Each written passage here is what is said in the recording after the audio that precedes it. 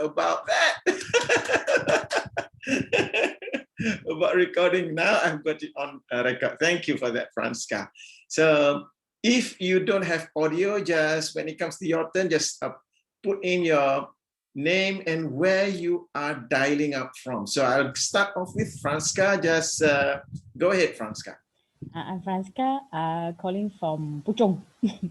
Thank you, Franska. And Dr. Anwar, your turn. Yeah, I'm Khairul Anwar. I'm from Shah Alam, Selangor. Thank you, Dr. Anwar. And Jason, go ahead. Hi, everyone. I'm Jason from Klang. Yes. And next, Shobana. Shobana is from Seremban. Thank you for introducing yourself there. Shobana and Anwar. Anwar Azlan. Anwar is from USJ4. There, he's put it up there. Anwar from USJ4. And go ahead, Irene, if you can just introduce yourself. Yes. Hi, I'm Irene, and I'm dialing in from PJ. From PJ. Thank you, Irene. Yeah, thank you. And I want to give Zahir a little bit of a breather before I go to him. Or are you ready to just introduce, tell us your name and where you are dialing from? Hi, good evening. My name is Muhammad Zahir, and I'm from the Nexus Western Berhad, all the way from PJ. We are quite nearby. So. Okay, from PJ, thank you. And Guaching, your turn. Hello, Guaching from PJ. Thank you, Guaching. And Danielle? Hi, good evening, everyone. I'm Danielle. I'm calling from PJ. Thank you, Danielle. And LP?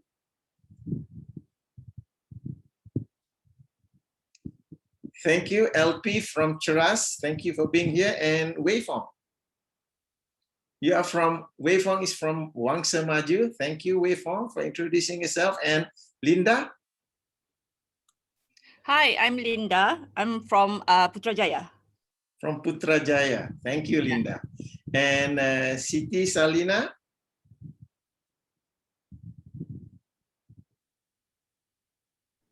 Hello, I'm Siti Salina from dialing in from Kajang.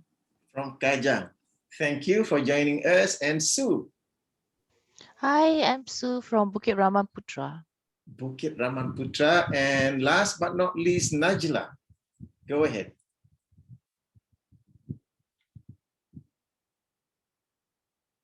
We don't have your audio right now. Hi. Hi.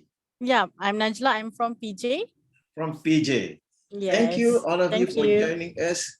Quite a good majority from PJ this evening. So welcome to this session. Just for the information of those of you who are joining us for the first time, I have these sessions every week. The first week of the month, we focus on neurosemantics. Second week of the month, that is this week, we focus on relationships.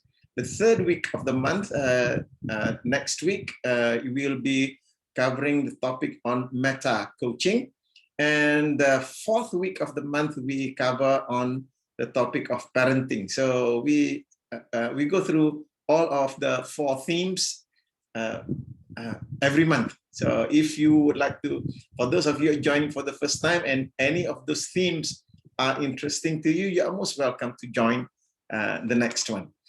Right, so let's get started with this evening session about the signs, the 8 signs of low emotional intelligence to watch out for. Our session will be for about an hour and a bit.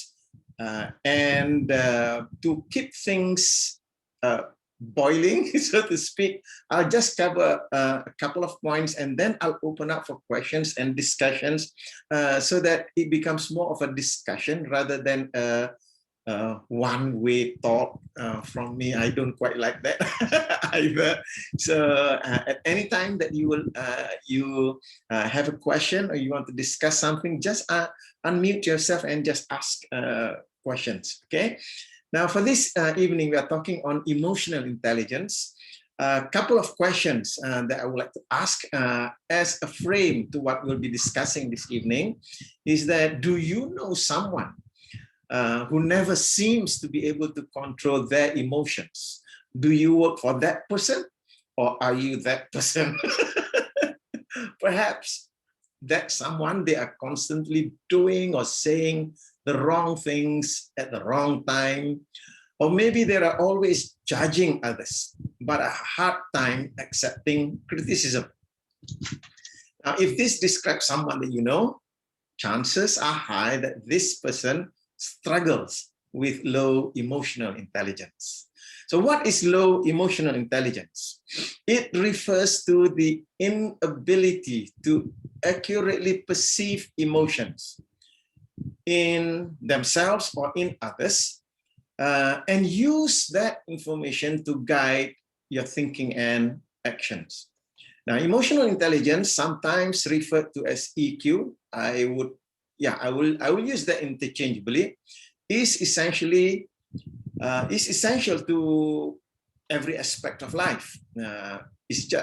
In fact, many experts say that EQ is more important than IQ when it comes to determining the quality of life that we lead and the results that we are getting in our life. So having low EQ or low emotional intelligence can negatively impact not only your interpersonal relationships, but also your mental and physical health as well.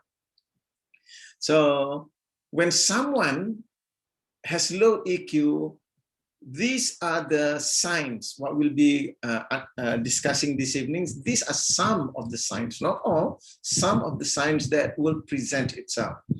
In that way, we'll be able to detect that. Now, I'd just like to create a frame for our discussion this evening.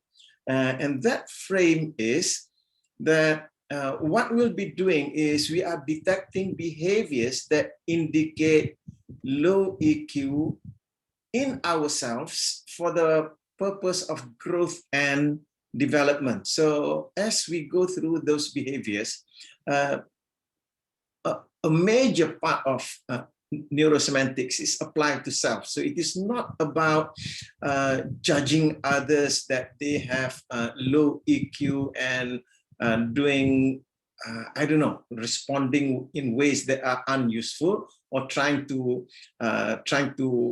coach them or whatsoever, or label people that they have low EQ.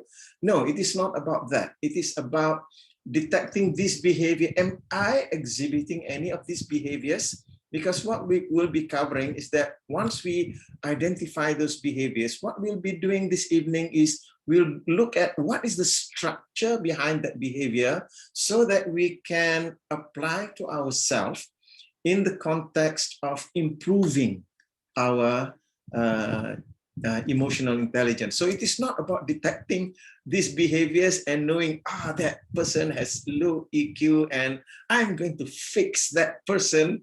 No, we are not here about fixing other people. However, knowing the signs allow us to respond to them in ways that are more useful, in ways that are more resourceful.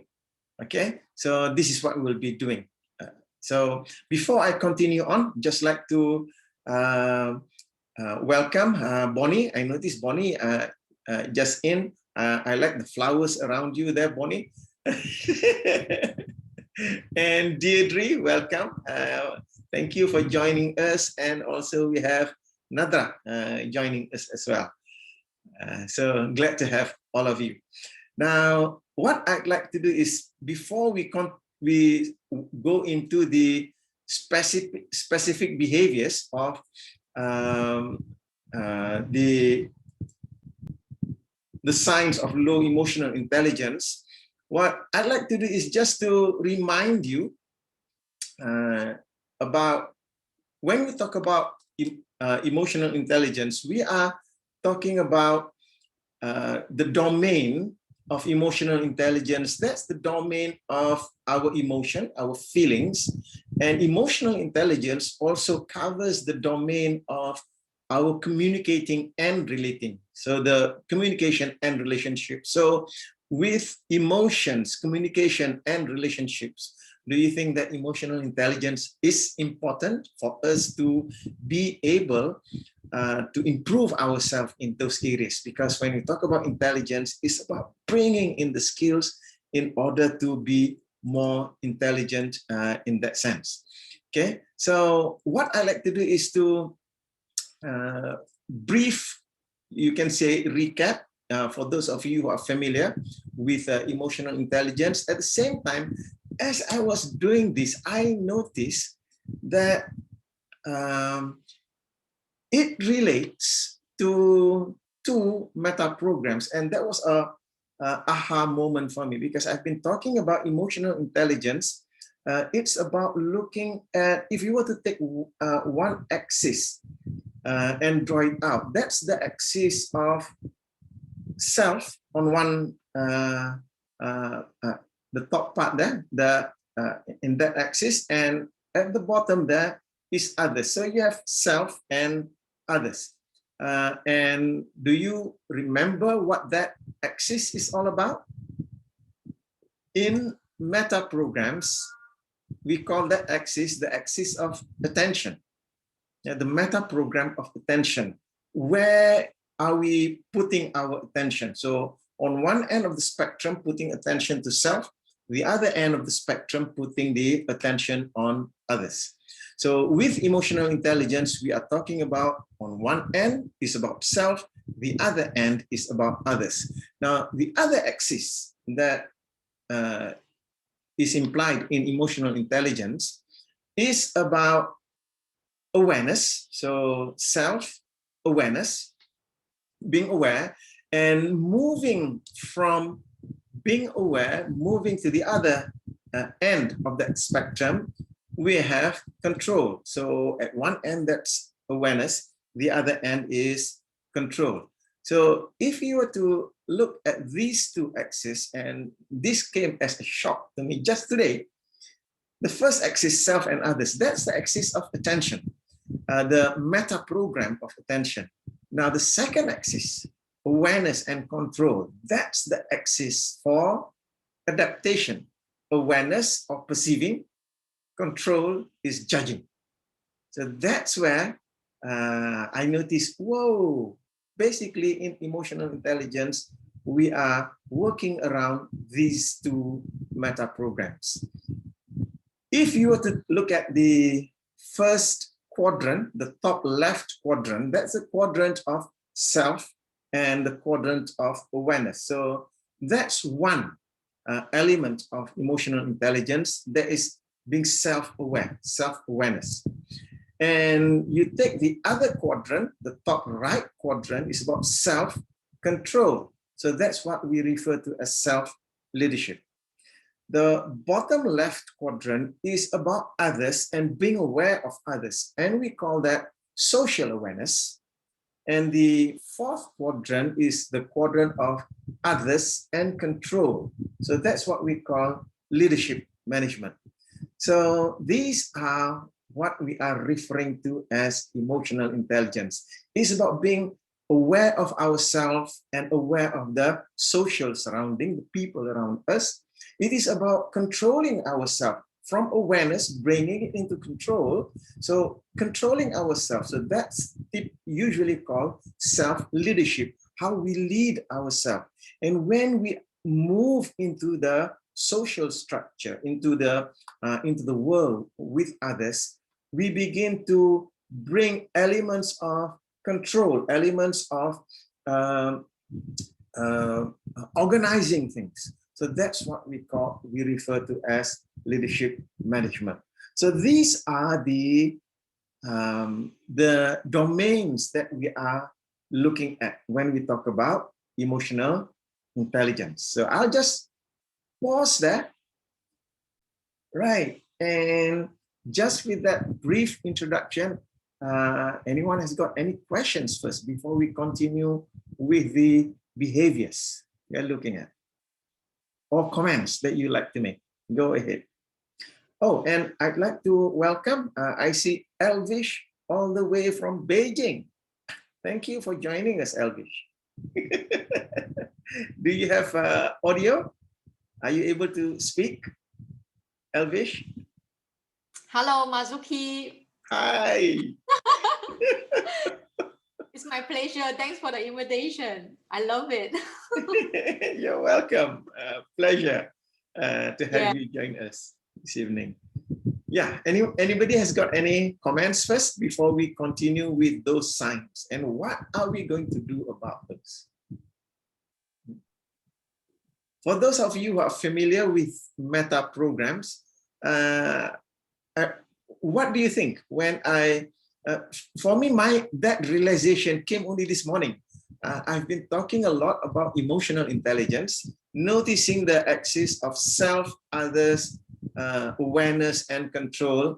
It was only this morning that it clicked to me, those represent two meta programs operating. Interesting, isn't it? Okay, so let's move to the first point.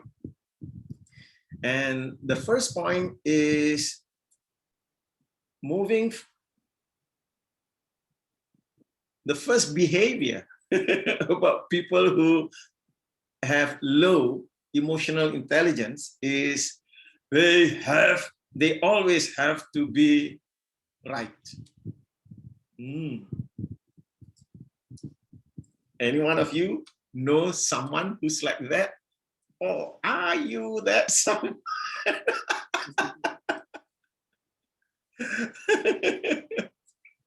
Okay. Now, when we talk about this first behavior, probably you know someone who always seems to get into arguments with others. It could be friends, family, co-workers, and even unknown strangers, random strangers. They get into arguments, disputes, and people with low EQ will often argue a point to death while refusing to listen to what anyone else has to say. Even if you provide them with proof that they are wrong. The thing about it is that you can never prove to someone that they are wrong because the beliefs come in. Yeah? They will still argue that your facts are wrong.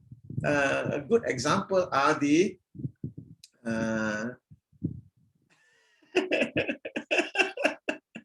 I'm laughing looking at the comments from that Daniel and Elvish. No worries. I know of someone who's like that. I used to look at that face in the mirror.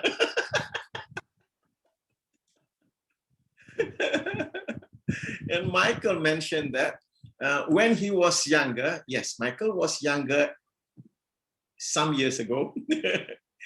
And he said that he would win every argument with people until he realized that, yeah, he keeps winning arguments, but he began to lose friends. So he stopped. So he stopped arguing. Yeah. So people who always want to be right, they want to show that they are right. So this is an indication that it's just that their emotional intelligence, the level is still very low. Looking at it from the neurosemantics perspective, now one problem that I gather from there is that they have a map territory confusion. They are confused between map and territory. For them, their map is the territory. So when someone else presents information which is different, so it is not according to the territory, and they will say that's wrong. So this is a map territory confusion. Once we understand the concept of map and territory, it doesn't bother us that people have different opinion, different ideas, because it's just their map, it's not the territory. So I would say the remedy in our case, if we do find ourselves wanting to argue with people to prove that we are right, so we want to revisit that presupposition. The map is not the territory. Yeah. So the problem is that they have map and territory distinction. Confusion. Now the other is in terms of meta program. The meta program of adaptation is self. So when they look at things, they are focused only on themselves. They cannot see others. So they can only see self. And the other meta program, the meta program of adaptation, they are running it on the at the spectrum of control. So it's about self and to control. And because of that, they cannot see the opinion of others and to be able to appreciate other people's opinion. So when we, if let's say we want to improve ourselves in this particular area, one is we want to have this skill of using the presupposition, the map is not the territory, to bring it into our lives, to be able to apply that presupposition that the map is not the territory. So in that case, if you have a different map, that's fine and good. It's just your map, right? And the other is the presupposition we talked about, that is we respect each person's model of the world. So when you have a different opinion, that's your right to that opinion. You have a right to that opinion as much as I have a right to my opinion. So we respect each person's model of the world, and we don't need to argue about whose model is more right or more accurate. So this is another competency that we need to have.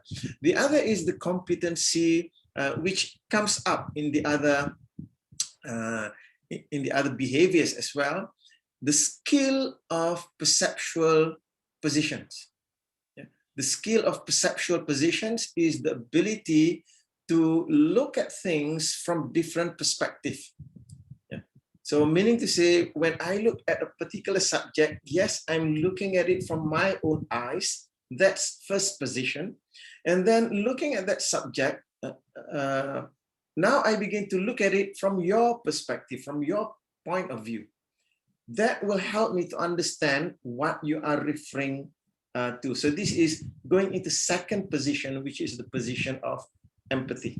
The other is moving into the third position, which is the observer position, to look at it from an uninvolved observer, looking at it from the actors in the scenario. So now I'm looking at it from the observer position, and going to the fourth position, which is the meta position, the system position.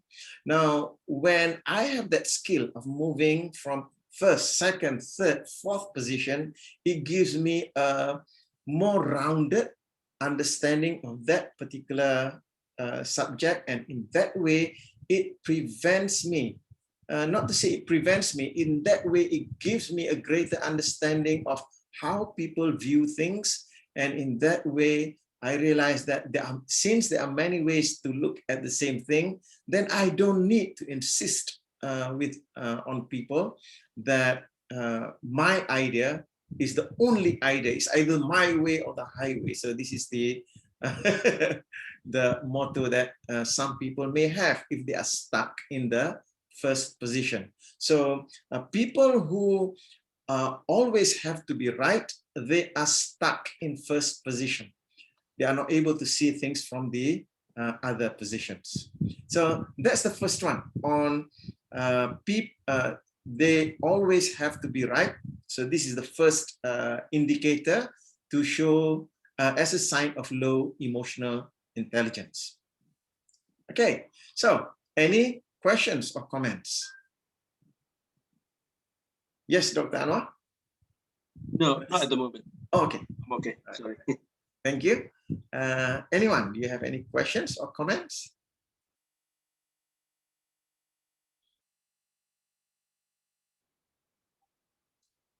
So you are good with that one?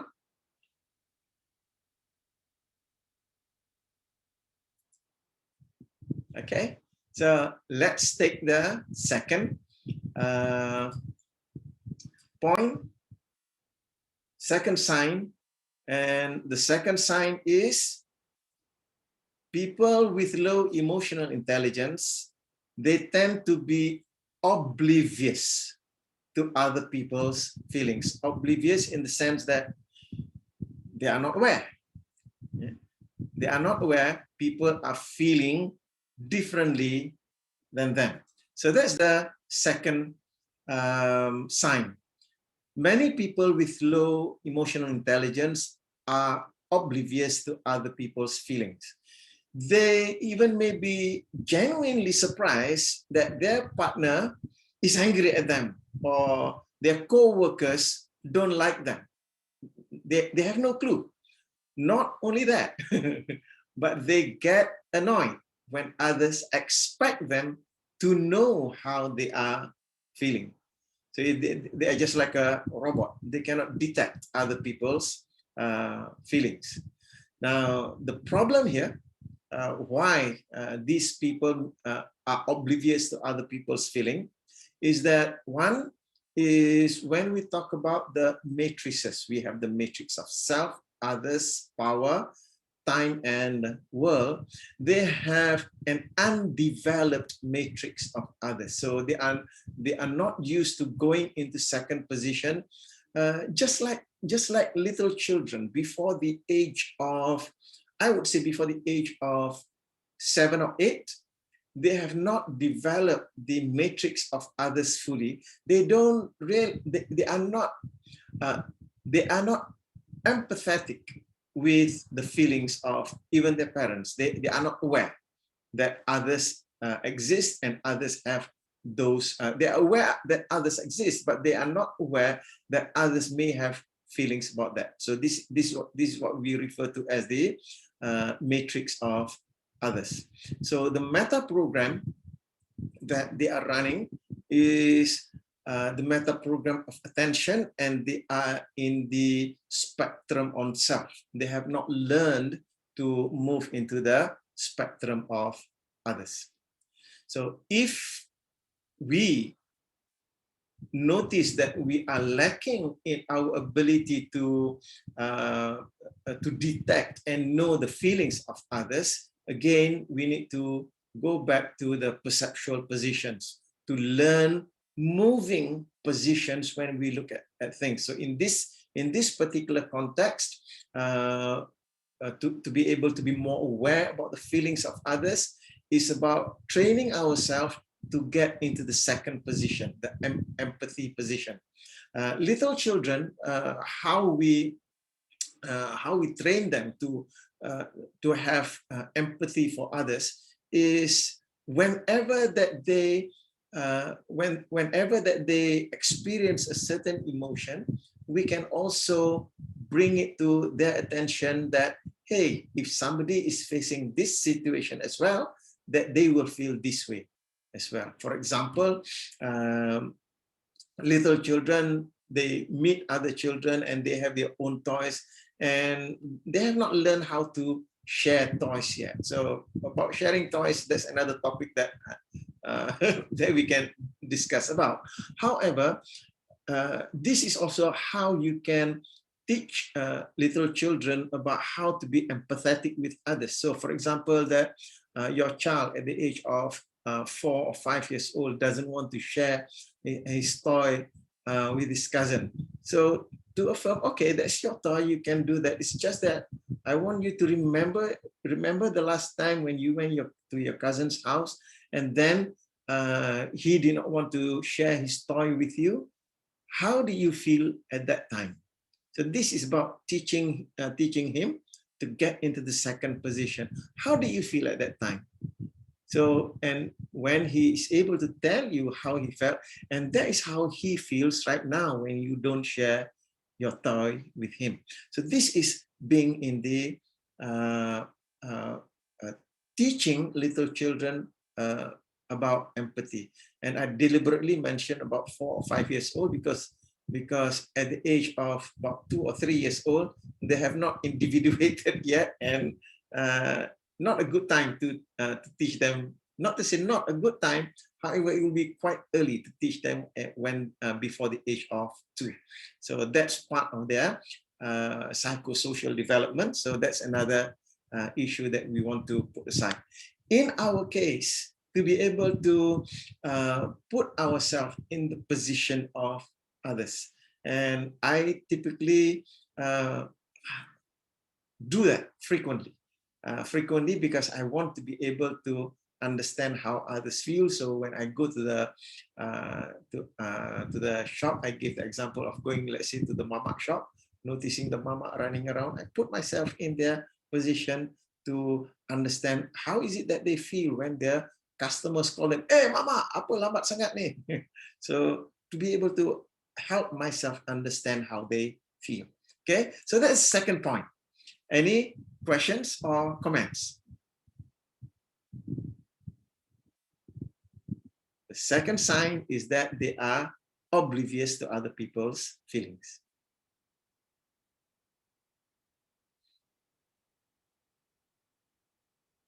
No questions or comments? Good. Thank you, Daniel. Let's move to the next point. The next point is the sign that a person is having low emotional intelligence is that they behave insensitively. They behave insensitively.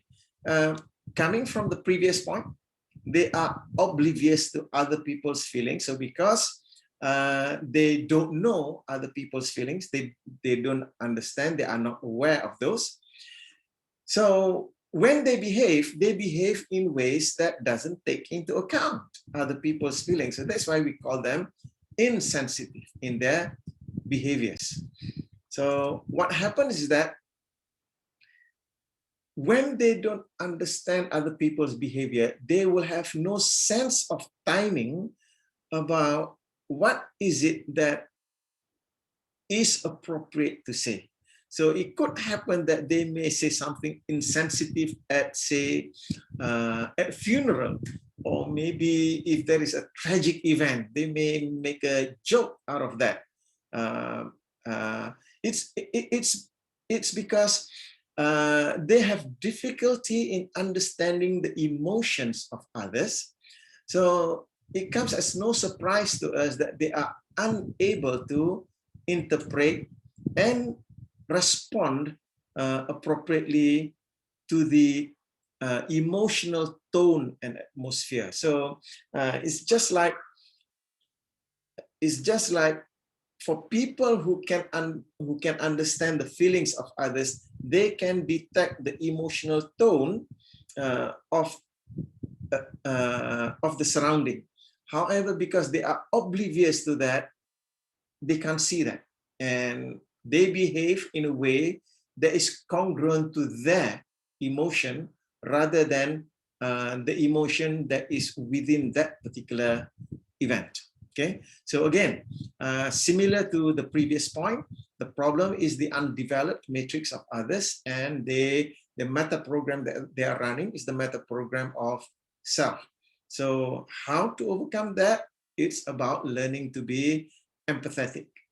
So once you understand the feelings of others as well, then you know the appropriate things to say. Okay. One of the things that I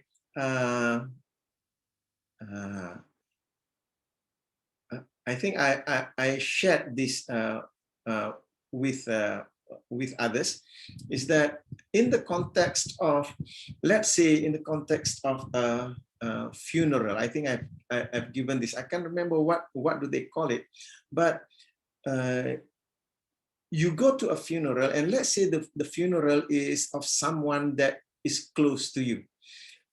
In the context of appropriateness of what you say, you want to take into account the different relationships that are there.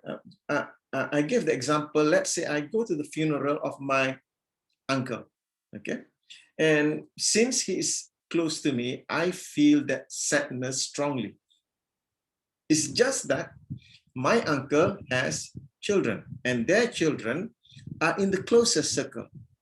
Yeah, so this is where understanding the emotions of others, even though my uncle may be very close and I'm feeling very sad, however, when I'm dealing with my cousins, the children of my uncle, I want to be able to control that sadness within me because I want to give them the space to feel that sadness. Yeah. So the way that I show my sadness, I have to dial that down. So this is part of about being appropriate. So so this is also part of being emotionally aware and knowing. If I were to use the word hierarchy, yes, you can use the word hierarchy. So giving the space for the people who are closer to the person who just passed away, giving the space to them to be able to show more of their emotion as compared to me. Yeah. So any questions or comment? And Zahir mentioned over here, if you don't have something nice to say, don't say anything at all. That's a good advice there. And that's also part of what I practice and do. Keep shut my mouth when there's nothing good to say. Okay, anyone has got any questions or comments in that respect?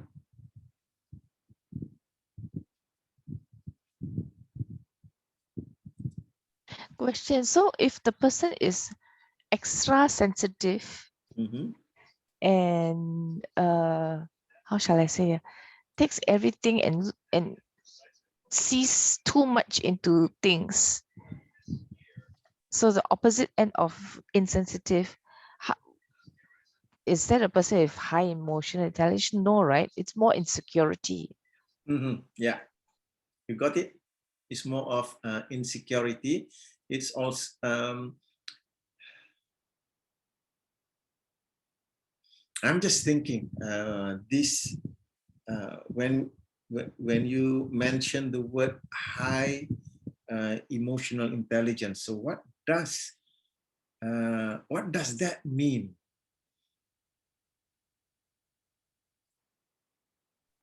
I'm trying to contrast it to where you say low emotional intelligence, and it's somebody who is insensitive. Yes. So I'm trying to find the flip side, but the flip side is somebody who's very, very sensitive, but overly sensitive, but that's not high in emotional intelligence either. No, I would consider that as, yeah, that's why I was thinking a little bit just now. A person who is overly sensitive with respect to their emotions, that is also low emotional intelligence, meaning to say, again, if we were to go back to the domain of emotional intelligence, we talk about this, what do you call this, these quadrants over here. A person who is highly insensitive in terms of their emotion, they are operating mainly over here in self. So they are one end of the scale. Emotional intelligence is about moving along that spectrum to have that flexibility of moving towards self, to be thinking and knowing how you feel, your emotions, and then also moving to the other end of the spectrum, noticing the emotions and feelings of others, and to be able to, when we talk about control over here, it's about acting in ways that that take into account the emotions of others. So if a person is highly sensitive when it comes to their emotions, so as I mentioned just now, that what could happen is that they are overly operating in the meta program of self. So being emotionally intelligent, it's about having that flexibility of moving towards self, others, being aware, and taking control of things. So having that the flexibility to move all along that spectrum. So at any time a person is operating at only one end of the spectrum, so that is a sign of lack of emotional intelligence. Meaning that needs to be a balance? Yes. So when we talk about intelligence here, to be able to balance yourself, to be able to move all around that that quadrant, to be in all of those quadrants, the self-awareness, self-leadership, social awareness, managing leadership management, to be able to, when we talk about meta program, at any time that if your meta program is skewed, then that is a weakness in itself. So let's say you're operating only at one end of the spectrum of self. Now you lose sight of what's happening at the other end of the spectrum. So operating overly in one end of the spectrum, that becomes a weakness in itself. So that's why the key to health is to have that balance. So to know that, okay, I'm looking at my myself, being aware of myself, and then also moving to the other side to be able to be aware of others. So having that, let's say, operating from that band would be more healthy as compared to, let's say, to be operating only from here. So that's not very healthy in that sense, because you become blindsided. So being able to move helps you in that sense. Go ahead, Sue. Yeah, no, thanks. Now I see it a little bit better. Okay. Was that useful for you? Yes, it is. Thanks. Yeah, thank you. Right. Anyone else?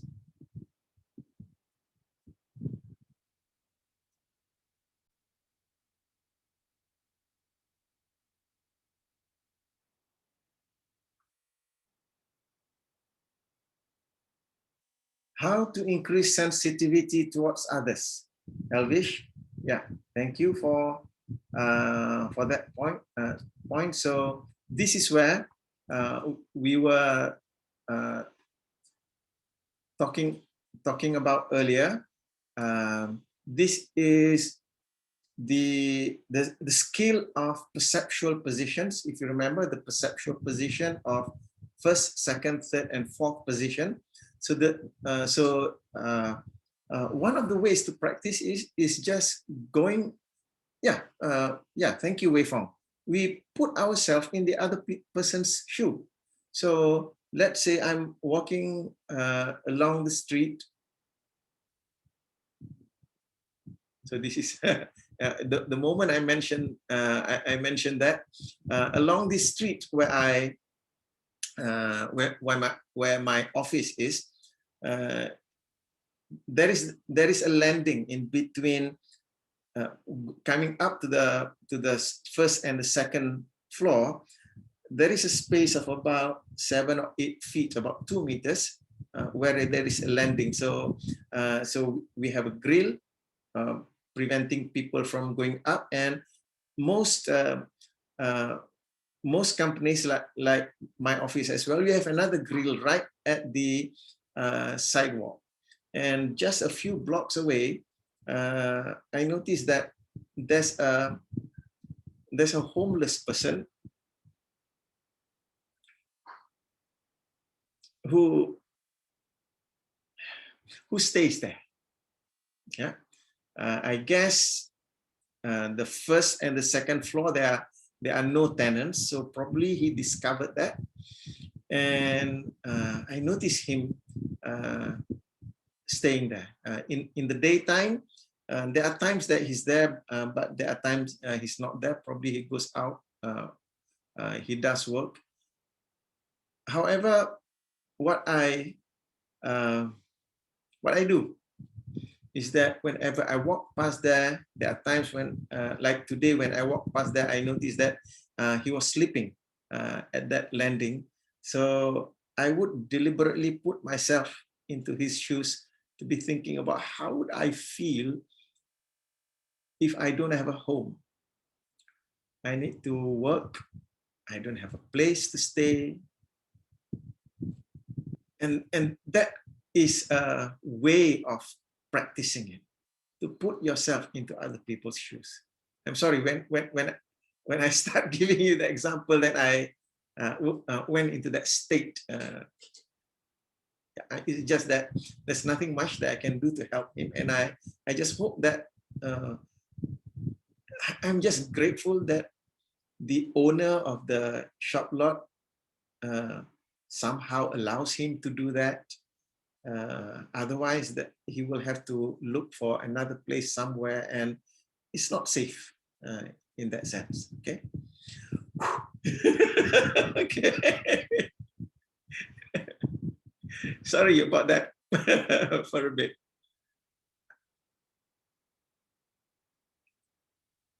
Yeah. Thank you, Elvish. So we put ourselves into the other person's shoe. In that way, we become more empathetic to the plight of others. And it's equally important for us to put ourselves in the shoes of people who are low in emotional intelligence, so that when they behave in a way that drives people crazy, for example, the first sign is that they always have to be right. Yeah, for us to have empathy that, okay, that part of that development has been stunted.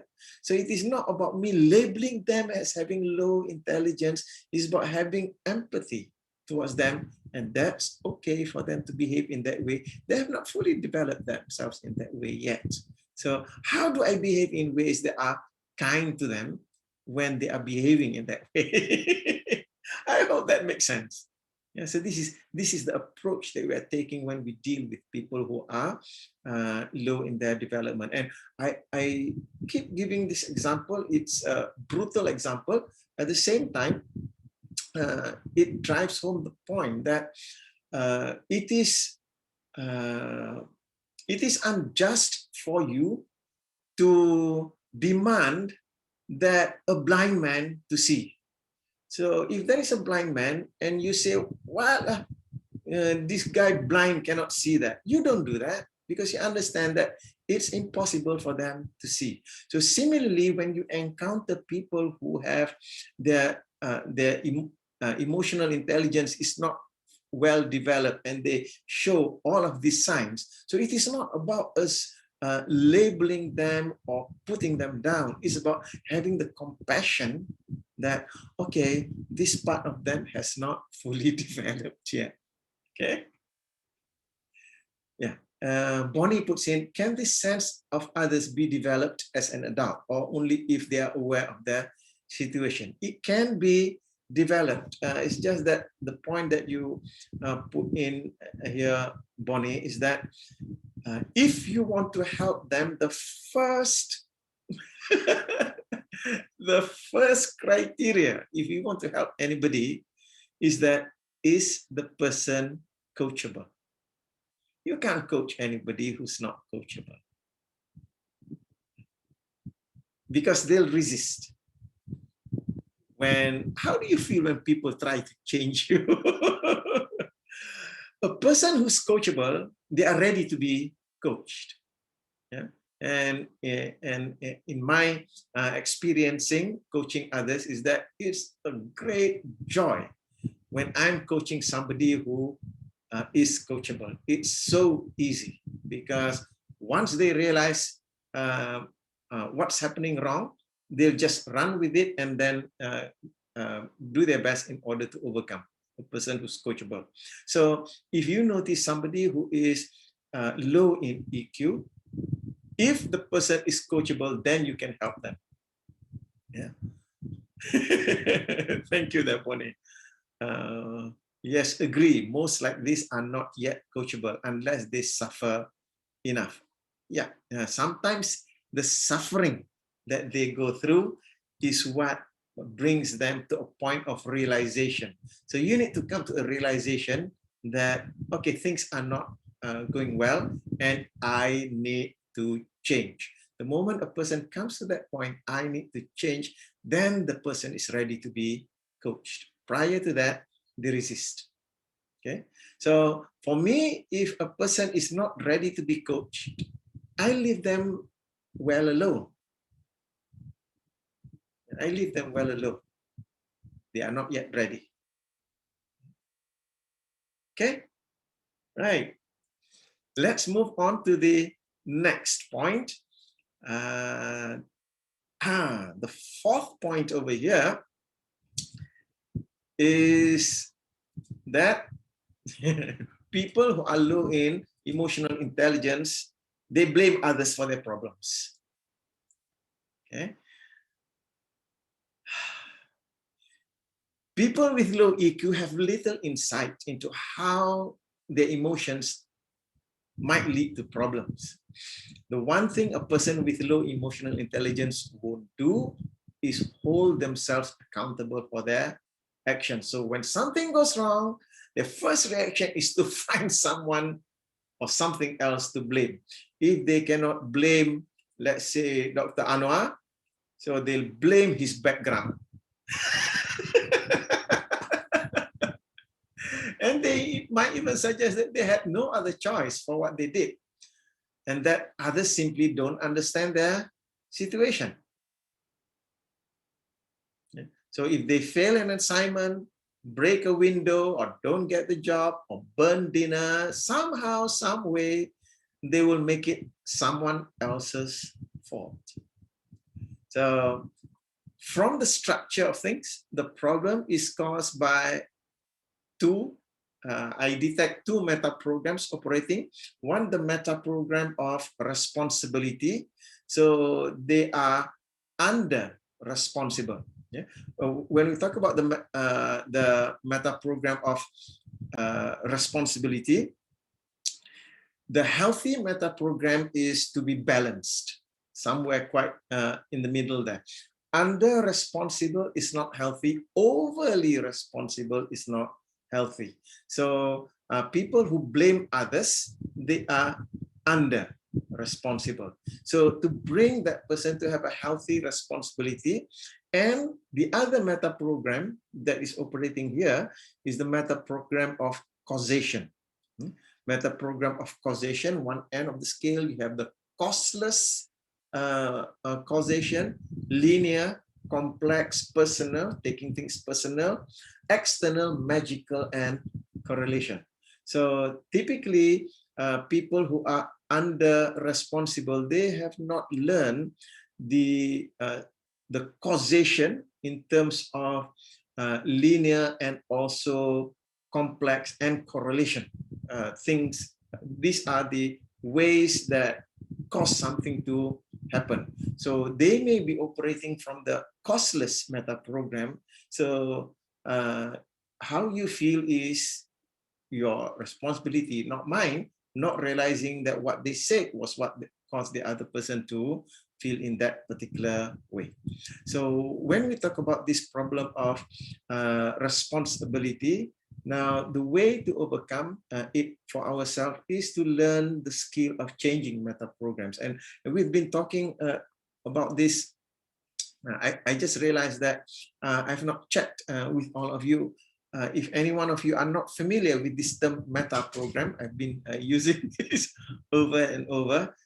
Briefly, meta programs are a person's default way of thinking. as we grow up, we begin to default in a certain way of thinking. Yeah, so little children, in terms of the meta program of causation, they have the meta program of magical. And things happen by magic or causeless. It is there. Children, before they individuate, they have their mama by the side or their papa by the side, causeless. They are there. So I just take them for granted that they are there. And one day they realize that mama has got a mama, or that older lady is my mama's mama. Then they begin to notice there is a cause, and it's shocking to them. Just like Pocoyo, at one time that my daughter, Pocoyo is my grandson. One time my daughter told him that, Muhammad, do you know that grandfather is mama's papi? Papi is, he calls his father papi. Do you know that grandfather is mama's papi? And we look at his mama. No. However, because his meta program of causation is causeless, he accepts mama is here, papi is here, grandfather is there, Nemi is there, Masu is there, Ayanga is there, Kaka is there. He accepts those people in his life without any cause, not noticing the connections.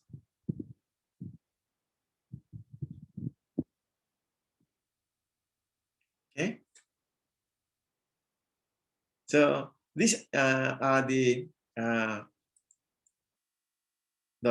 fourth point. They blame others for their problems. So how we overcome that is to learn how to run our meta program from the balanced meta program, meaning to say what is attributed directly to us, we take responsibility for that and not to take it over.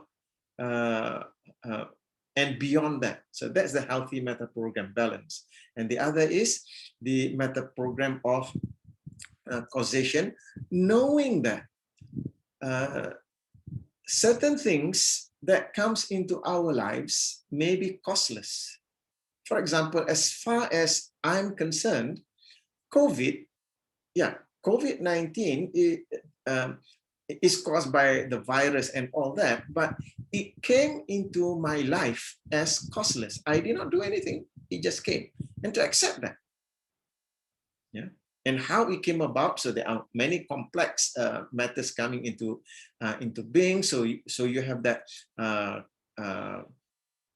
complex correlation, meta program, causation, and it's also external.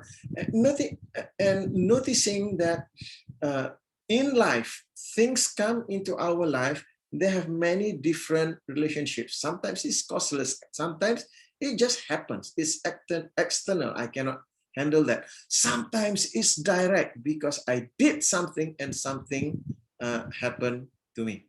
So to be able to notice the causation of things depends on contexts.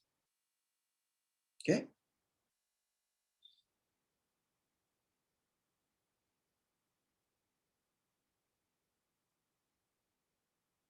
Any questions? You're okay with that?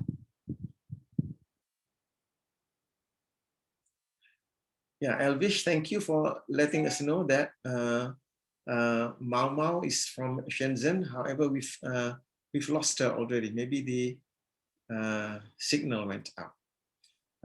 Irene, do you have something to say? Yeah, Mazuki, you mentioned, not being responsible and then overly responsible, which is not encouraged either.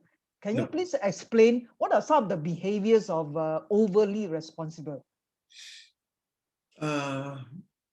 The example that I can give is when my daughter was about, she's now 25, when my youngest daughter, when she was about 5-6 years old, she has this habit of when things go wrong, somebody forgets to switch off the lights, or something in the kitchen that goes wrong. And if, let's say, her mother, my wife, gets upset about it and asks, who did this? And she would say, maybe it's me. Maybe it's me. That so she's taking the responsibility of something wrong happening on herself. Yeah. And for years, for years, I thought that it was over-responsible meta program, but it's not so. Only when she grows up, she was about, I don't know, 17 or 18, then she said that was her deliberate strategy. This shows how little children, they can be so smart. Because if she takes the blame, then nobody gets scolded. Because she's only about 4 years old. So if she takes the blame, nobody gets scolded. So that's why she easily accepts blame when things go wrong. So in her case, it was a strategic decision. But there are people who goes through life, when things go wrong, they will take the blame on themselves. And that's not healthy either. Yeah.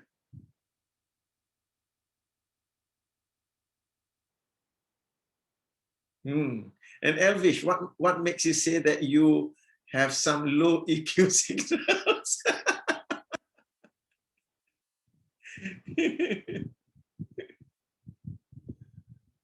Yeah, I mean, good question that you put there. I will answer it from grasshopper's perspective.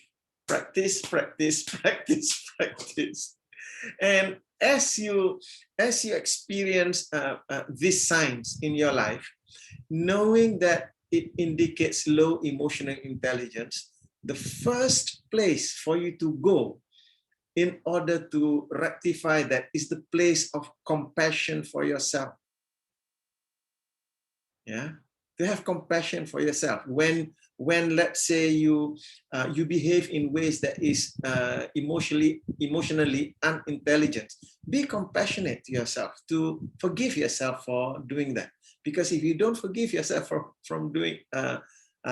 doing something wrong that you know that you shouldn't behave in that way, if you don't forgive yourself, you cannot move forward. That's when you put the energy against yourself. That's a dragon state. So that's why the first step in any in handling unresourceful emotion is the step of acceptance that I did that, I messed up, and it's okay. I'm a human being. So to have compassion for that. So when people say certain things that may trigger unresourceful emotion, and you went through that unresourceful emotion at that particular point in time, later on you realize that, oh, that wasn't the right thing to do. The first thing is to accept, okay, I messed up. I'm a human being. So what can I, because only after acceptance, then that step of appreciation, the 3 steps for handling unresourceful emotion. The first is to feel that. The second is to accept. The third is to appreciate. Appreciate meaning to say, what do you learn from that? After appreciation, only then you can move forward. Now that you have learned something, then you can take steps. So feel, accept, and appreciate. So even if you mess up, the first thing is to give yourself that permission to make a mistake.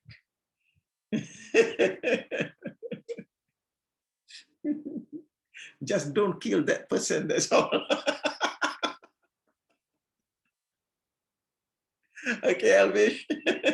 Thank you for that. So let's move to another one.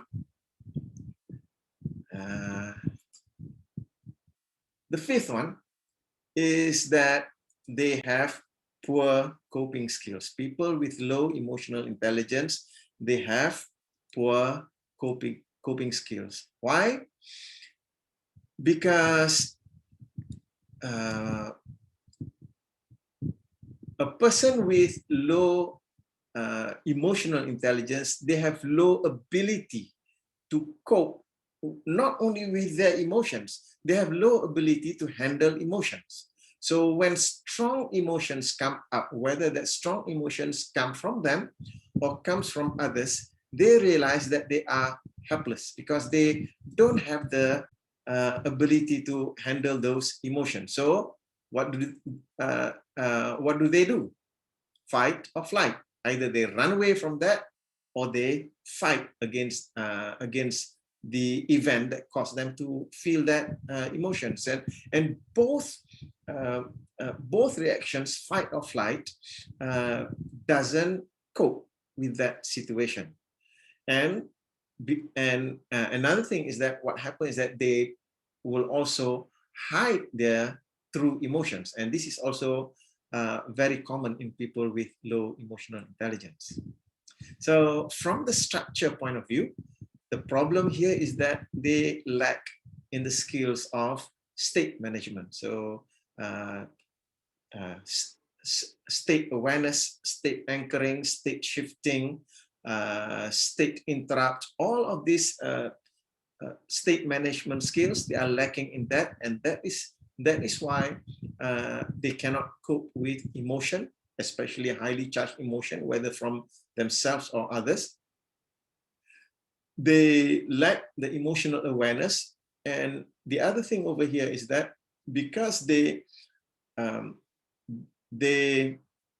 cannot handle that, they are also prohibiting emotion. So a person who is unable to cope with strong emotions, one reason that could contribute to that is that because they are prohibiting themselves from feeling that emotion, because they may have had an experience before.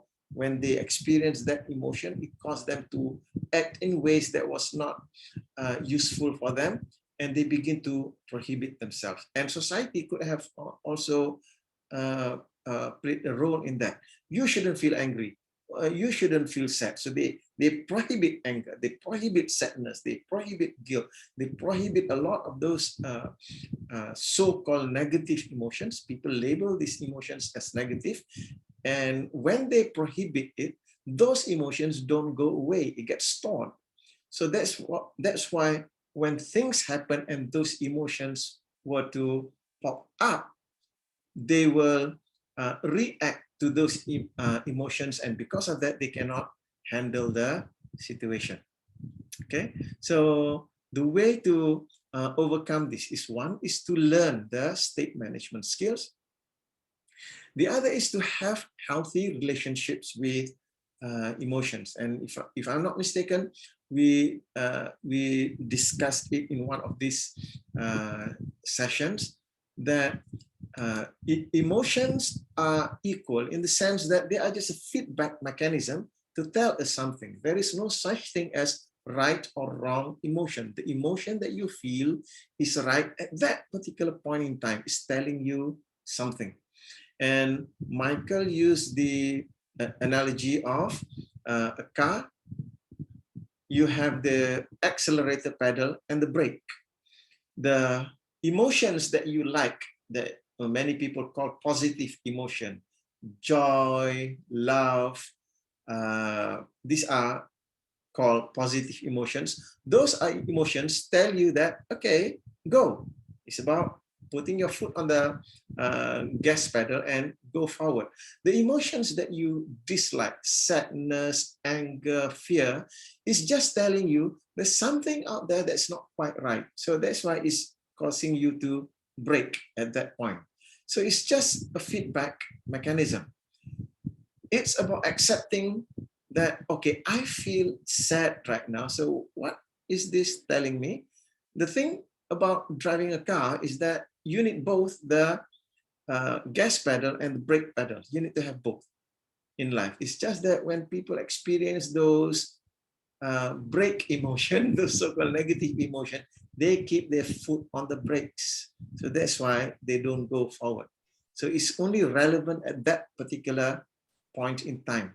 You brake, once the danger is over, you press the accelerator pedal again. So that's part of having a healthy relationship with emotions, to embrace all of the emotions that you experience and to learn from them. And another skill over here is the skill of metastating negative emotions, meaning to say, as you experience a negative emotion, somebody says something and you get triggered, and using Elvish's language, you get pissed off. To be able to metastate it so that that state doesn't stay with you for too long. Yeah, my friend gave the example, and I like the example that he used. People who don't know how to metastate the emotion, when they are triggered into an emotion, they are going to use that emotion against someone else. So this person goes to work one day without any warning. The boss scold him, so angry with him. And because the boss called him, he's angry. So he don't know how to handle that anger. He keeps the anger the whole day, goes back home and scold the wife. Yeah. And the wife, because the husband gets angry, scolds the son. And the son becomes angry. Have nobody else to scold the cat.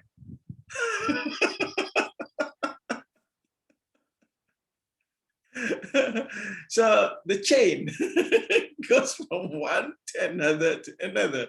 So it's about breaking that chain, to be able to experience that anger and to metastate it, to learn what you learn from that, and just put that anger at the point it happened, knowing that it came to teach you something, and then act upon what you learn. Yeah. So that's what metastating negative emotion is all about. Okay, questions or comments about people with low emotional intelligence? They have poor coping skills. Hi, Marzuki. Hi. I have a question. Yes, go ahead. Okay, people who have poor coping skills, right? Defensiveness, is that one of the fight reasons why they fight? People become defensive because they cannot cope with the emotions or stress that. Yeah. So there is the fight or flight syndrome, because they cannot handle the emotion. Either they fight, so that's defensiveness, or they fly away. Yeah. Sometimes they can fight until like 2 + 2 = 3. They believe they want to argue it's 3. That also is due to unable to handle the stress and emotion. So now, Marilyn, you are bringing to us how one of the sign goes to another one. See, they cannot handle the emotion. So you say they fight to the death. That's point number 1. They have to prove that they are right. Kiasu, yes. Okay.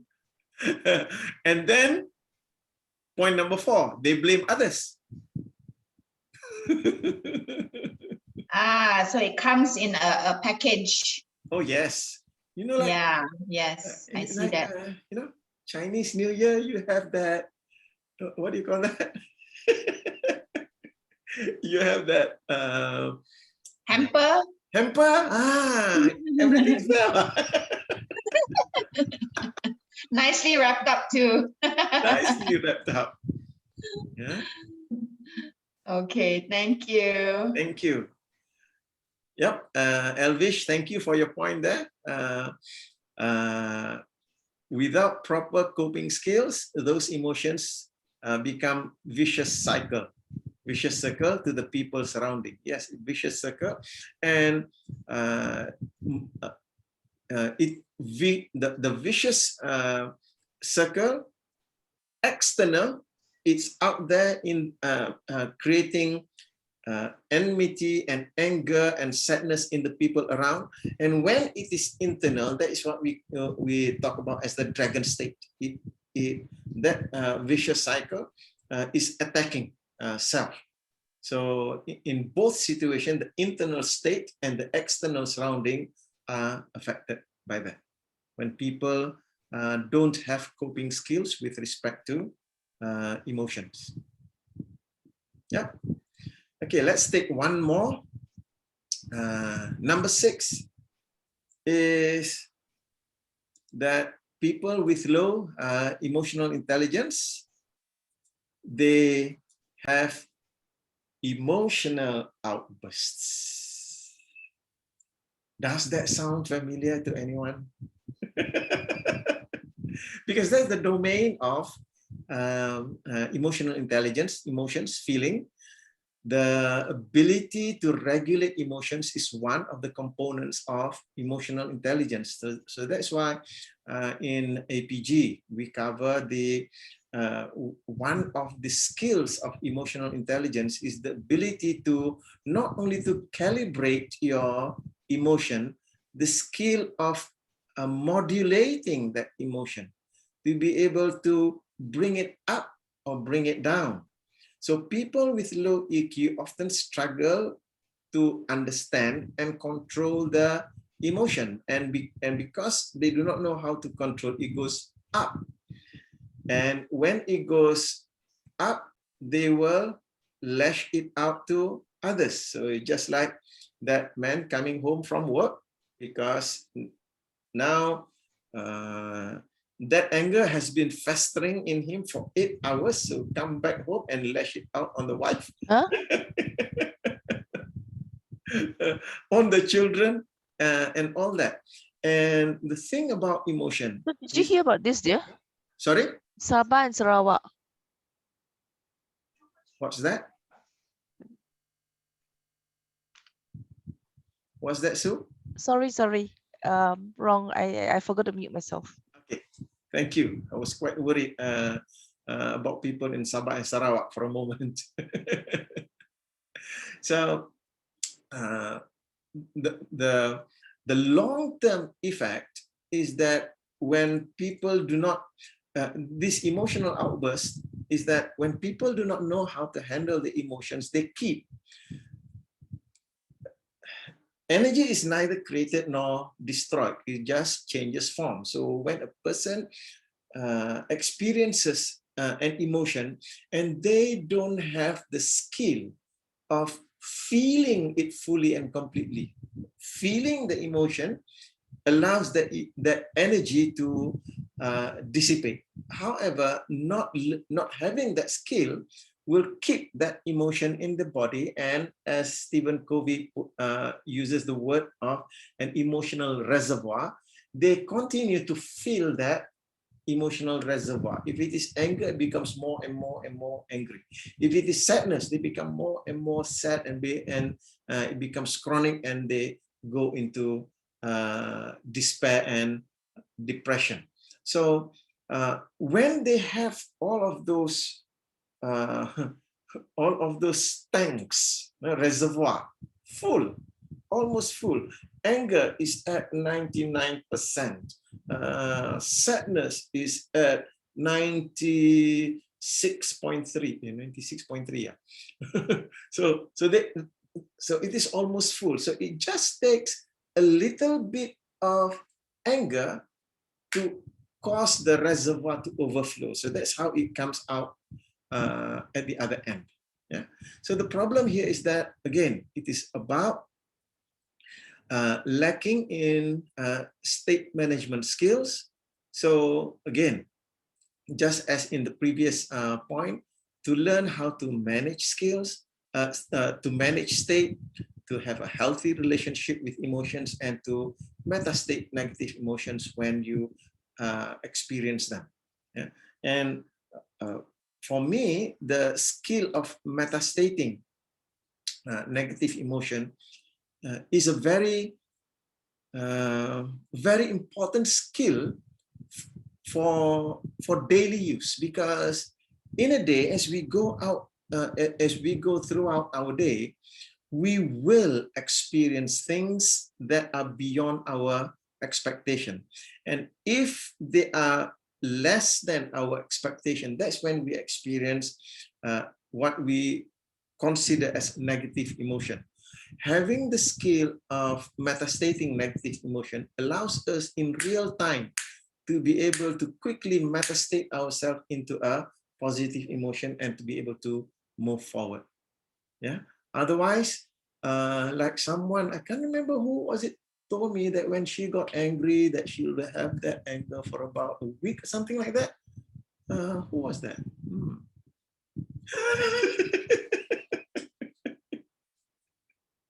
Okay. Any questions? Comments?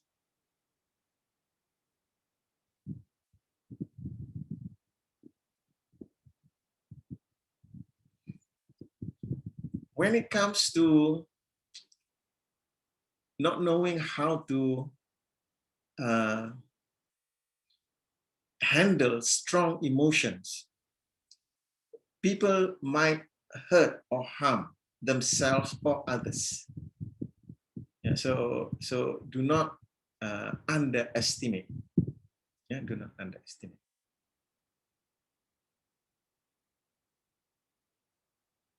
Question from Wei Fong: can procrastination be considered as low EQ? I would not put it under low EQ. Procrastination is about not having enough strong enough meaning and intention about what you need to do. Yeah, because if you have big enough meaning to do something, you will not procrastinate. The reason why you don't do something is that the meaning that you have about that is not strong enough. So it is not so much not so much about low EQ, but the skill of meaning making. So to be able to learn the skill of meaning making, to have a bigger meaning, bigger purpose for doing something, that is the cure for procrastination. And sometimes parents, they complain about their children procrastinating, not doing things and all that. The only reason why they don't do it is that they have not discovered their meaning for doing. Sometimes we parents, we say to them why something needs to be done, but our reasons for doing those things, they don't understand. They may not have come to that cognitive development level yet to understand it. So that's why they don't have that meaning. So that's why they don't do. And parents say, oh, my child is lazy, my child is procrastinating. It's not that. Children, you look at them. The moment they get that reason for doing something, they don't wait. They do it now. So the challenge for parents is to bring that meaning for doing something to high enough level for them to take action now. Yeah. So yeah, procrastination, I would say, is more about meaning making. Okay. Yes, Elvish. Yeah, you need to revise. State management 101. Not revise, just reading, okay? Practice. Is it normal if sometimes we may face emotional outbursts, overload of stress, and few matter need our urgent attention? We may burst in point, but later calm or fast as nothing happened. Yeah, it can be. It can happen that way. It's just that emotional outburst, the word outburst itself gives us an indication that that energy is already there. So to the analogy that that Stephen Covey used is emotional reservoir or emotional tank. You see, if your tank is empty, you feel, it doesn't overflow. If it is already almost full, it just takes a little bit for it to overflow. That is an outburst. Yeah. So if a person is experiencing emotional outburst, let's say the outburst is anger, what that is telling me is that that person has not successfully, the word that I will use is manage, the person has not learned how to fully experience the anger until it dissipates. So that's why the key is in metastating negative emotion. The strategy is a 3-step strategy. One is to feel. Many people, yeah, because when we move into our thinking process, we leave behind our body.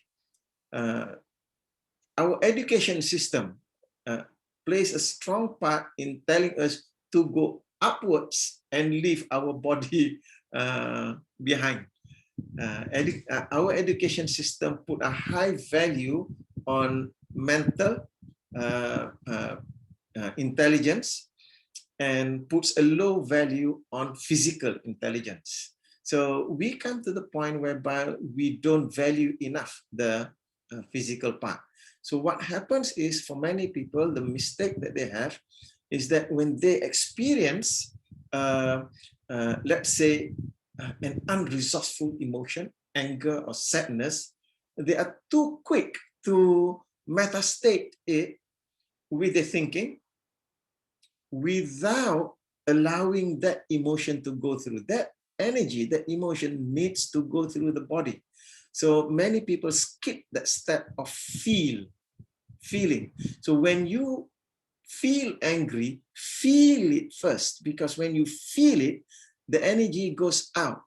I don't know about you, when I get angry, my heartbeat goes faster. I feel my body warm up. And sometimes if the anger is so strong, I will sweat. And that sweat is important because the anger is getting out of my body through heat. Energy energy only changes form. It doesn't disappear, it changes form. So from emotional energy, it changes into heat energy, and the heat energy passes out into the environment. So that anger is now no more in my body. Now, if the person doesn't give him or herself permission, so this is prohibiting or tabooing emotion. They feel angry, I shouldn't be angry. They feel sad, I shouldn't feel sad. So now that energy has nowhere to go. So it goes into that reserve tank. So it only takes a little bit in order for that anger to come out. So that step of feel is important. Yeah. This happened quite recently. A friend of mine, I give the example, and many of you will know him. His wife passed away, and understanding the process of metastating, he quickly metastated himself. However, he skipped that part of feeling. A month after his wife passed away, and he had this recurring unresourceful emotions and thoughts, and he came to see me, and I had this conversation with him, and I just said, just feel that for this moment, not to think, just feel. And that 5 minutes or so, him giving himself permission to feel, allowed that energy of sadness to pass. Previously, when he felt sad, he metastated very quickly. So that energy of sadness didn't go away. It was only after he felt that, then to positively metastate it, that gave him that extra power. Okay, so that part, to allow your body to feel, notice that. So there are specific strategies in doing that. How about watching sad movies and started crying? Is it being too sensitive? I don't know, depends on what movie. Last night I was watching a movie again. Yeah, I watched that movie earlier, then I recommended to my wife and she wanted to watch that movie, so I watched with her. The movie is called Dangal. I wonder if any one of you have watched that movie. The main actor was Amir Khan. It's based on a true story of these two sisters, Geeta and Babita. Geeta was the first female wrestler to win an international medal in wrestling for India. So there were many points in that movie when either Geeta or the father said something that was meaningful, and it touched my heart, and I allowed myself that space to allow tears to come. The reason being, it is not about being overly sensitive, but to be able to feel the meaning. So that is state. Because what the actor on screen said, and because it's based on a true movie, that's why I wanted to watch it. Because what he said, one of the scenes that caused me to shed a tear was when the father wanted to allow his eldest daughter to learn how to wrestle. The father was a wrestler, but couldn't pursue further because they didn't have any money. So when he noticed that the daughter has the aptitude for wrestling, wanted to allow her to wrestle, and the mother was hesitant because girls are not supposed to do that. Girls are supposed to cook, take care of the house. And the mother said to the father, if she learns all of this and all the people in the village know that, no boy will want to marry her. And the father said to her, she need not worry about that because she'll get so good that she'll choose her husband. Yeah. And that touched me because it's about empowering a person instead of a woman being secondary to men in terms of existence. The father was wanting to put his daughter at the same level as men. Yeah. Because the society is that women just keep quiet. If men want to marry you, you have to marry that man. Yeah. So, and feeling that meaning of the equality of men and women, I allowed myself to feel that and allowed myself that tear. So this is part of accepting emotion, because emotion is the feel of meaning. So when the meaning is of high value, I feel that meaning strongly in my body and allowing that. Okay, so it is not about being too sensitive. However, if anything happened, then you cry, then maybe I don't know. Okay, let me just go through this point that Linda mentioned over here. You mentioned that people with low EQ have a number of these features. It comes in a package. How many, how many minimum features they should have to be considered as having low EQ? Should these features be apparent at most of the time across various conditions to be considered as having low EQ? The thing is, we sometimes react and respond as the features mentioned, especially when we are under stress, tired. It was not persistent. Yeah,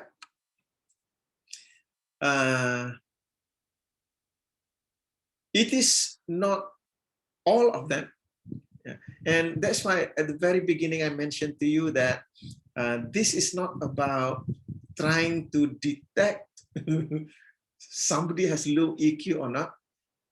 These are what I consider as symptoms that will tell us, that will indicate to us, is my emotional intelligence healthy in its development? If it is not healthy, then I may exhibit one of these symptoms. So, and when we talk about emotional intelligence, we mention about the axis of attention, self, others, and the axis of adaptation, perceiving, and judging. So it will come out in many different symptoms. So it is not to say that we will have all of them or none of them. We can have one here and there, because as human beings, our development in intelligences, it is not consistent. It is not, how would I say it? I may be well developed in one aspect, may not be well developed in another aspect. It doesn't mean that I need to label myself as having low intelligence. It's just that I notice that in this aspect, I am not so good in doing that. I hope I make sense to you. For example, like there may be, let's say, I intended to mention about 8 of these examples this evening. But if you were to look to further your reading, you may come up with another 5 or even 10 of these symptoms. When we have any one of these symptoms, it just indicates to us in that particular area, there's some work that we need to put in. So in other areas, that's quite okay already. Yeah. So I hope I make sense in that sense. So it is not about like your KPI, you put them into a basket. So when you put your KPI into the basket, and then the average of it doesn't meet 2.5, therefore you fail in your KPI. No, it's it's not about that. Does that make sense to you, Linda?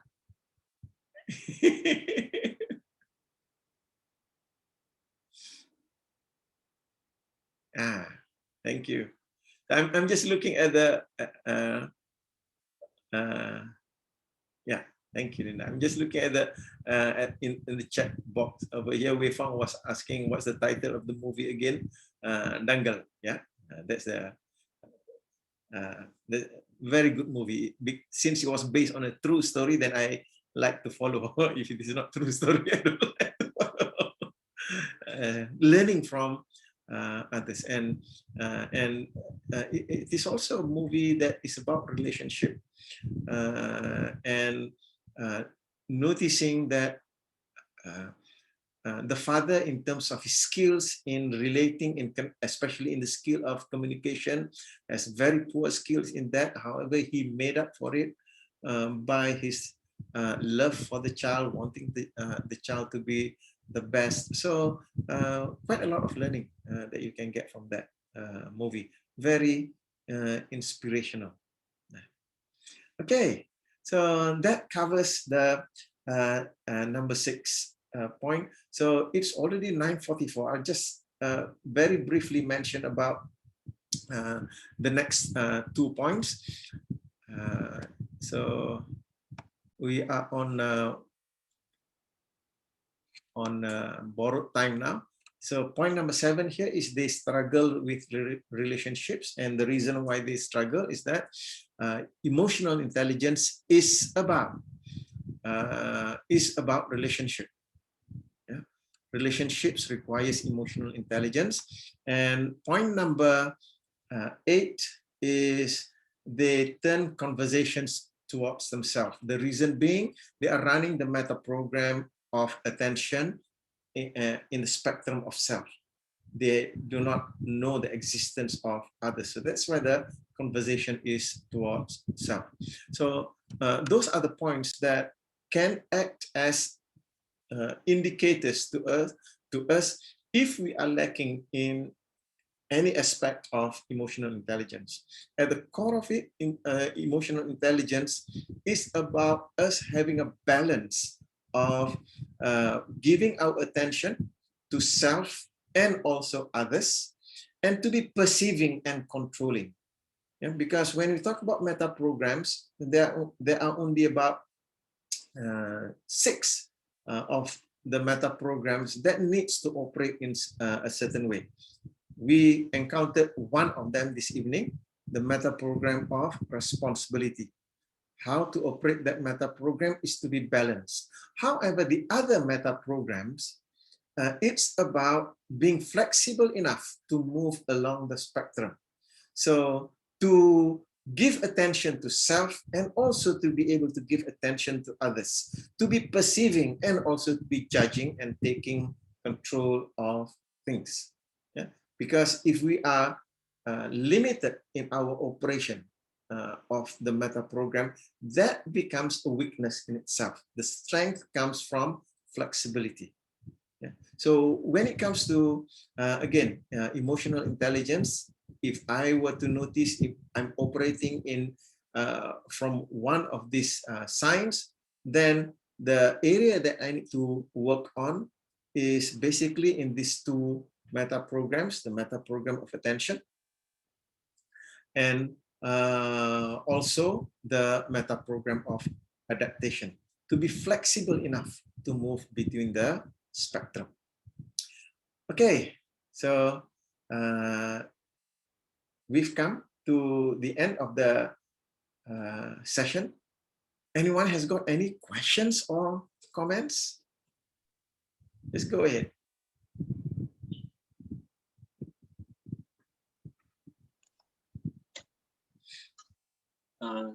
Bajuki. Yes. I think there's 2 other points brought up by other researchers. Like Martin Seligman is one. He talks about learned harmlessness and learned optimism. You know, so people who are, you know, they can be in either continuum, you know, either end of the continuum, right? That's one. The other one is Stephen Covey says circle of concern and circle of control.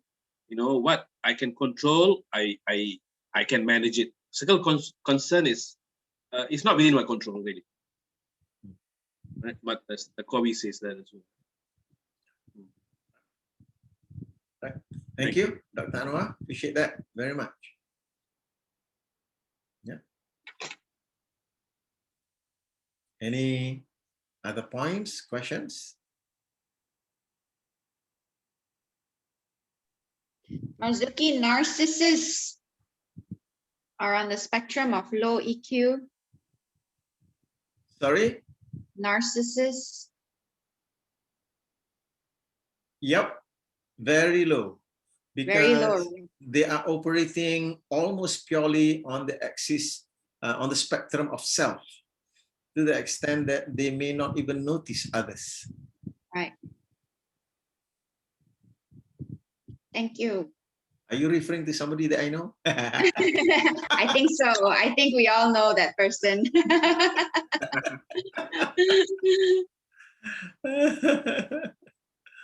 Okay, thank you. Okay, Guaching puts in the point there.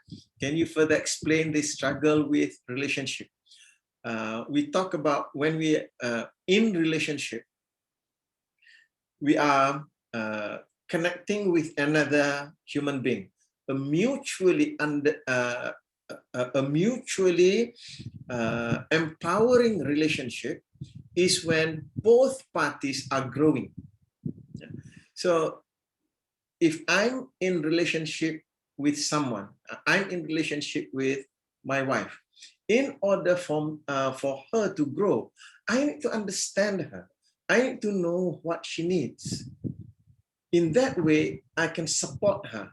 And for me to grow, she needs to understand me so that she can support my growth. So understanding another person requires emotional intelligence. Without that, I will be doing things that are beneficial to me, however, may be disempowering to her.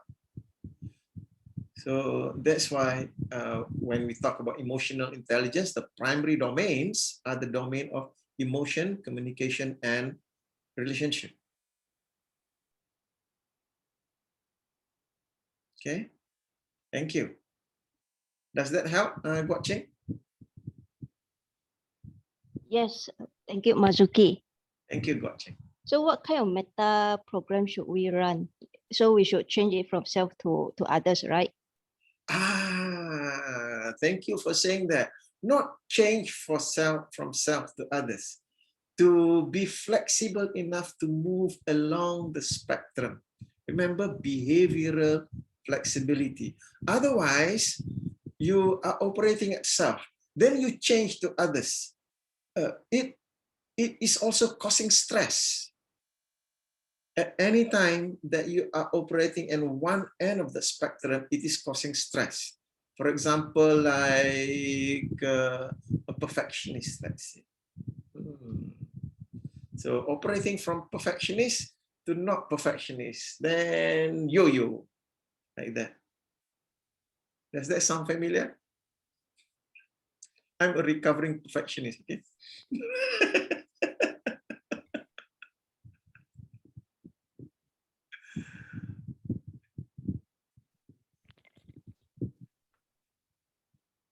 NLP is about having the flexibility to respond to situations in the context of there are many different stimuli. So when this stimulus comes to me, I will respond in a certain way. Another type of stimulus comes to me and I will respond in another way. Another type of stimulus comes, I'll respond in another way. Yeah. So that's why behavioral flexibility is key.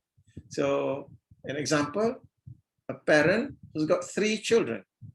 One child comes with one way. So I need to respond in a certain way with that child. Another child will behave in another way. So if I, as a parent, have only one way of responding, I will respond to all the 3 children in the same way. It may be resourceful to one child, but not resourceful to the other. As Abraham Maslow puts it, if all that you have is a hammer, every problem will look like a nail. So hammer it down. Yeah. So being able to move along the spectrum, knowing the context, what's happening out there? I need to be over here between self and others. In this context, I need to move it here, more into others. So to be able to have that flexibility shift. Got it. Thank you, Mazuki. Thank you.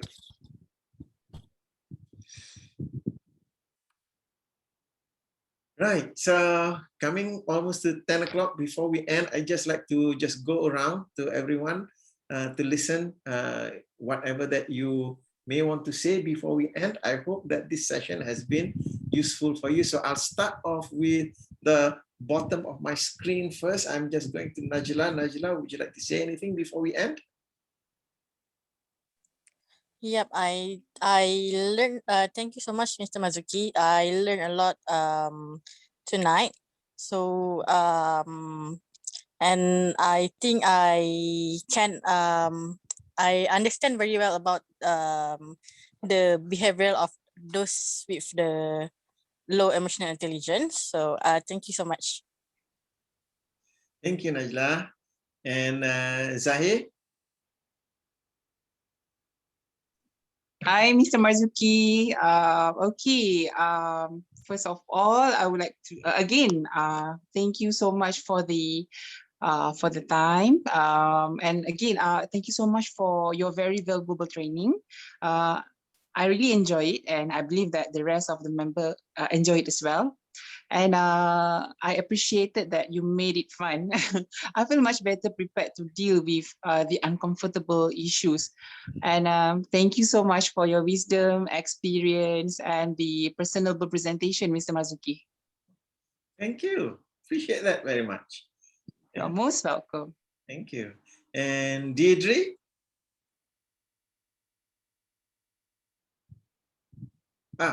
Thank you. So you cannot go with sound. Thank you. Appreciate that. Yeah. And Sue, is there anything that you'd like to say before we end? No, it was a good food for thought. So something to think about. Thanks. Thank you. And Linda? Thank you so much for the session, for your effort. It has been a great session. I will, inshallah, will be joining you again. Thank you. Thank you. Really appreciate that. And Wei Fong?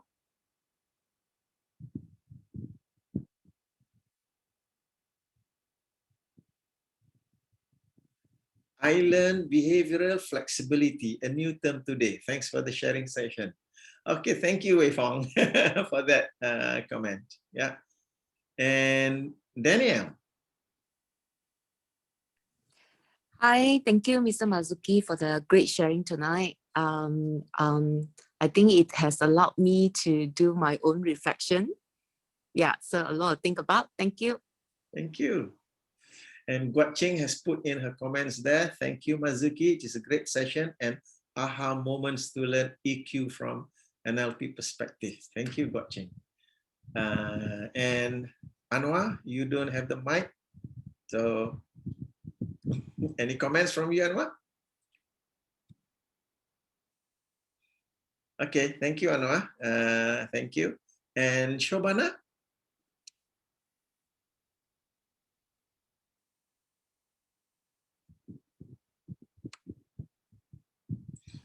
Shobana put it there. Thank you for your time and presentation. This session helped me learn more on EQ. Interest to join for another sessions of yes. You're most welcome to join another session. And thank you for being here this evening. And Dr. Anwar? Thank you, Marzuki. Very insightful session on emotional intelligence. Right? Yeah, and linking it to the the meta programs and so on. I haven't seen it done like that before. Okay. Yeah, for me, it was only this morning I noticed that. I've been talking about it, about that axis many times. It was only this morning I noticed that. And thank you, Wei Fong. And Franska? I'm good, thank you. Okay, thank you, Franska. Jason, anything from you? No, I've got no comments. And I think maybe Marilyn has something to say. Marilyn? I just have one last question. If I have only 1 out of the 8, do I have low EQ? I'm very insensitive. So this is where I must warn you, Marilyn. Don't label yourself. So it's about, okay, I noticed that behavior about me. So what are the things that I can do to overcome that behavior? That's all. Yeah. So that's why, to some extent, yes, I'm using the word signs that indicates low EQ. However, please do not label yourself that. Yeah. Unfair for you to do that, Marilyn. And everyone else. Labels are dangerous because you fall prey to the label and you begin to behave to fit the description of the label. Yeah? So it is just a sign that in one particular area, just one particular area, Marilyn, that you feel that you are not yet perfect.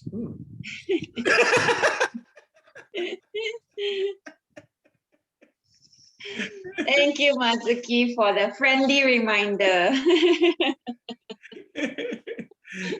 Enjoyed the session. Thank you. Thank you. So before we end, just to announce, I mentioned earlier to the people here that next week Ramadan will start, and typically during Ramadan at night, I would like to focus on the prayers, special prayers that we have. So instead of canceling everything, I've decided to bring our sessions to the afternoon. Yeah, and those of you who I know because of your work you cannot attend afternoon session, but just register anyway, because for people who register, I will send the link to the recording. So even if you are not able to come, just register and I will send you the link to the recording. So next week it will be on meta coaching. What we'll be discussing is on the conversation dance. So next week we'll be dancing. So with that, thank you very much, everyone. I love you. Hope to see you again. I don't know when, I don't know where, hopefully next week. So with that, good night and God bless all of you. Assalamualaikum. Marzuki, we love you too. Thank you. Thank you, Guat Ching. I love you. Waalaikumsalam. Good night. Thank you so much. Bye. Good night. Alhamdulillah. Yeah. So happy that you are able to make it. Yeah.